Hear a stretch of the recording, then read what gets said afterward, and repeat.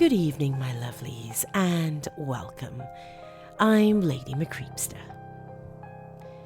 This evening we have a tale from the Creepypasta Wiki by author Natalo. Before we begin though, my dears, I'd like to take a moment to thank my beautiful dark family on Patreon for their continuous support. Family members such as Dawn Fritzwater, Melissa Perez, Honey Santiago, Oliver Dace, L. Andrew Augustus, Dana Fringer, Stephen Aguilera, Tay the Fluth, Bill Thornsley, Laura Setapenry, and everyone listed in the episode description below. If you too would like to support this podcast and channel, like my dark family does, go to patreon.com/Lady Creepypasta for more information. And now though, my lovelies, it is time. So come, lean in closer, and we'll begin.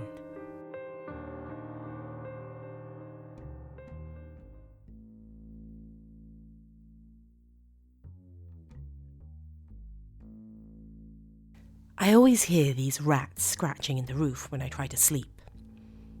It keeps me awake some nights, but other nights I sleep through it, blissfully unaware that they continue to rake their little claws across the roof all night long. I share a room with my twin sister, and she can never sleep through it. She often wakes me up, standing over my bed and whispering tiredly, "They're doing it again, Keeara. The rats are scratching again." I don't really know why she always woke me up though. I mean, we were only 12 years old, and it's not like I could go out and buy a rat trap or climb into the attic myself and catch them with my bare hands. So we would walk down the dark corridor in a straight line towards my parents' bedroom and wake up my dad. He always knew what to do.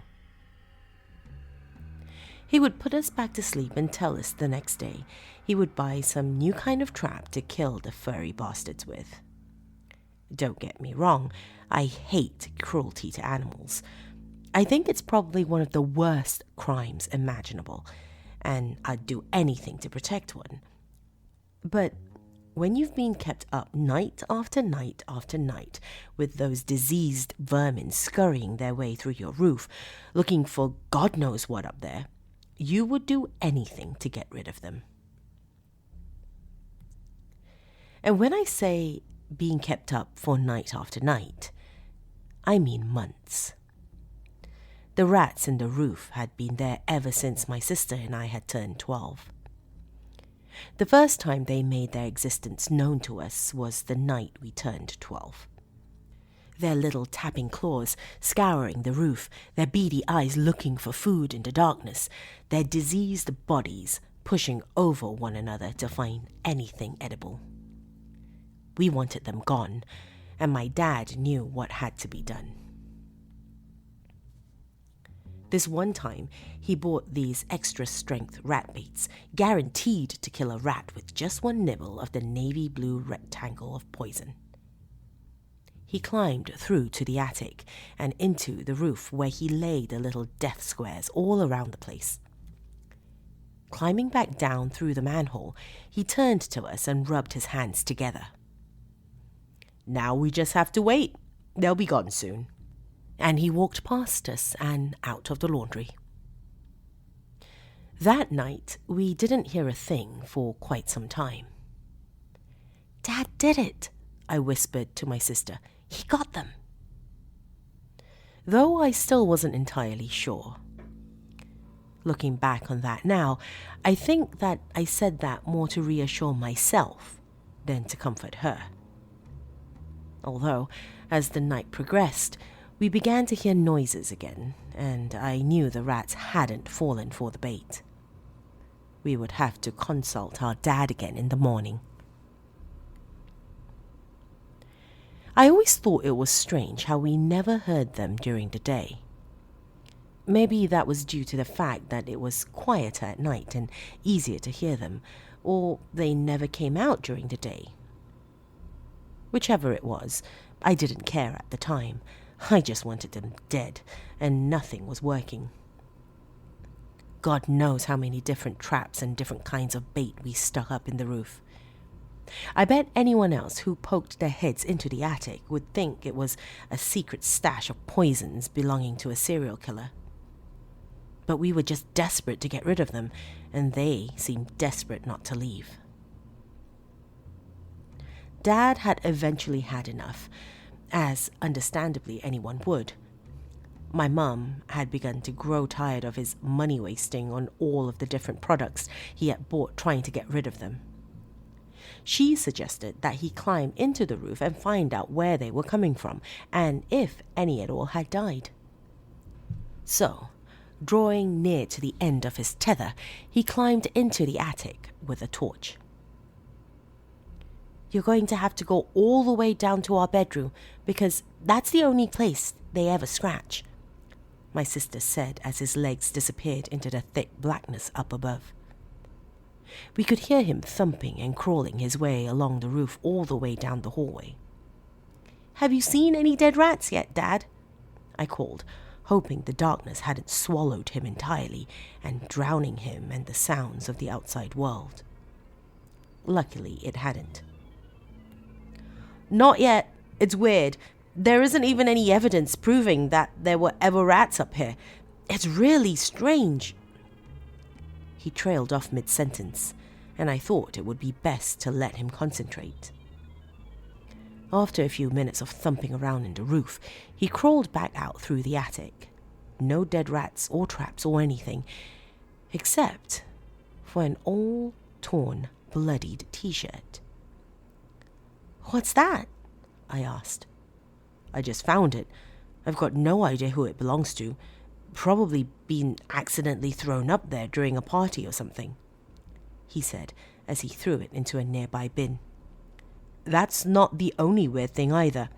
All of the traps are gone," he said, a serious look overcoming his face. "What that's supposed to mean?" I asked him. "I don't really know. They've just vanished," my dad replied, a dumbfounded look upon his face. "I have to talk with your mother now, girls. Leave us alone for a bit." And he pushed past us and walked towards his bedroom. That night, at the dinner table, Mum and Dad talked to us about a proposal they had in order to catch whatever animal was in the roof. It had to be intelligent to have gotten rid of the traps and bait. Dad thought it may have been a possum, but the only way to get rid of it was to make sure of what it was. "We're going to place a camera in the roof and see what starts making those scratching noises. If we know what it is, we have a better chance of capturing it, okay?" Mum said to us, and I couldn't fault their logic. It seemed like a good plan. Up the camera went into the swirling darkness. Dad placed it in the stretch along where our bedroom was located, seeing as that's where most of the activity happened.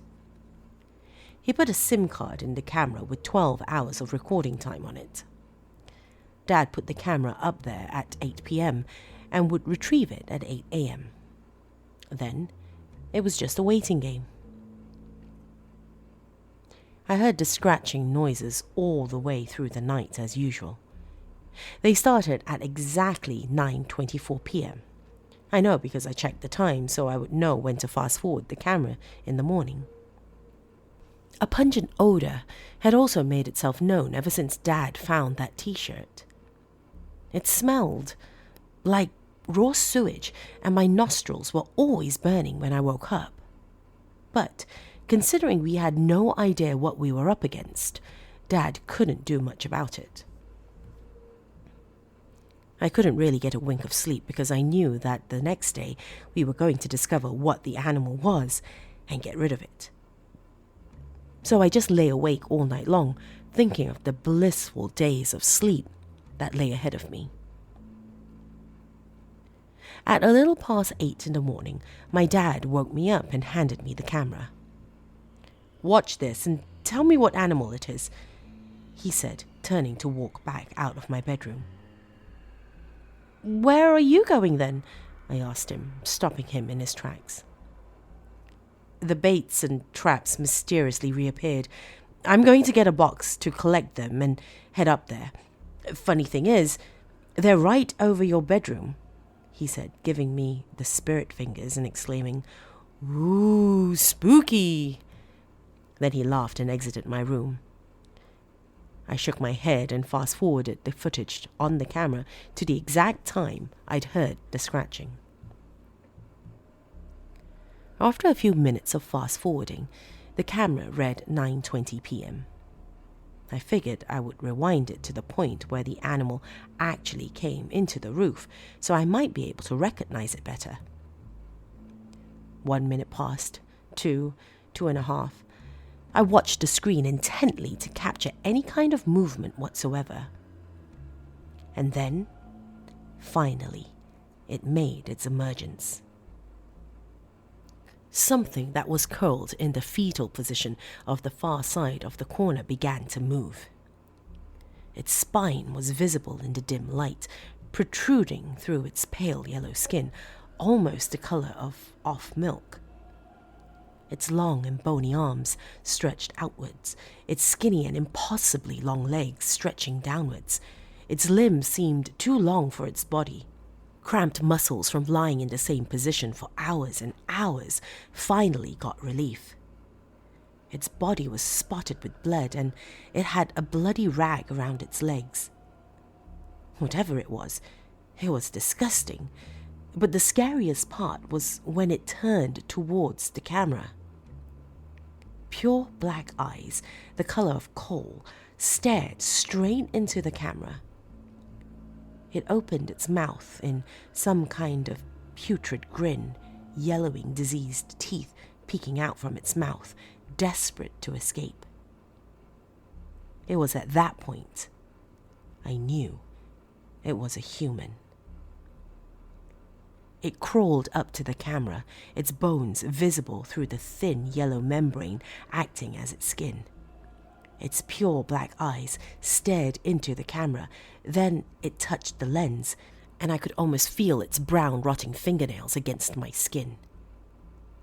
Then it turned from the camera, spit starting to drool from its mouth, and it crawled over to the spot just above me and my sister's bed. Then its face turned towards the camera unnaturally, and it began to scratch, staring at the camera the entire time. No, staring through the camera and directly at me. I couldn't watch it any longer. I fast-forwarded the footage as fast as it could go, and it never blinked or looked away from the camera for the entire 10 hours it scratched at the roof. Then it stopped, placed the rat traps that had disappeared the day before in front of the camera, then turned away and returned to the position it had come from. It tucked its impossibly long and skinny limbs into its body and curled into the fetal position. It hadn't left. And now Dad was up there. My heart jolted in my chest and fear overwhelmed every inch of my body. I heard a scream from above.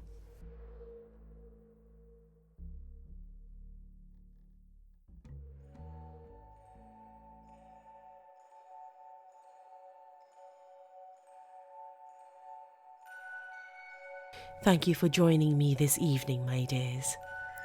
If you too have a story you'd like to be considered for this channel and podcast, send it to lady.mccreepster@gmail.com. Though I cannot guarantee every story will be performed, I do promise you, my dears, I do read each and every one of them. Until next time now, my lovelies, sweet dreams.